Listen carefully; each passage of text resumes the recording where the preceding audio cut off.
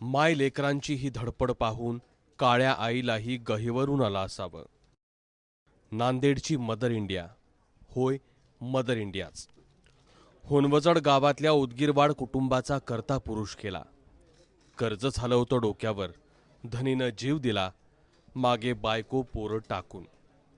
पण म्हणून अनुसयाबाई खचल्या नाहीत. पहिलं वर्ष मोलमजुरीत गेलं, पण यंदा त्या आपल्याच शेतात पेरत्या झाल्या. पण पहिली अडचण आली, नांगराला बैल कुठून आणायचे.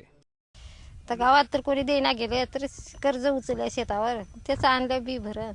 आता आऊत बैल खट्या नाही तर म्हणून हे केल्या. बैल लेकरच आहेत बाबा, लेकरं धर वडालेत, मी पेराले खांद्यावर. बैल नाहीत काही नाहीत, लेकरच वडालेत. मी मागं हे करालो, हिंमत देऊन करा बापू, आत्महत्या करणे आता म्हणून म्हणाले आई हो, म्हणून लेकराला सांगते आत्महत्या करू नका बापू, काही प्रश्न भेटणार नाही, ते होणार नाही, आपलं आपण करावं शेतात करावं. पोरच बैल झाली आणि अनुसयाबाईंनी नांगर धरला. बेण्यागणिक आईचा तिळतिळ तुटत होता, पण मदतीला कुणीच आलं नाही. तर काय करतात, नाईलाज आहे. 2 लेकरं आहेत, 2-3 मुली आहेत. 2-3 मुलाचं लग्न झालं, एकीचं सिजर झालं आणि 2 मुलाचं लग्न व्हायचं आहे. आई कामाला जाते, मोल मजुरी करते, पोचते कसे बसे.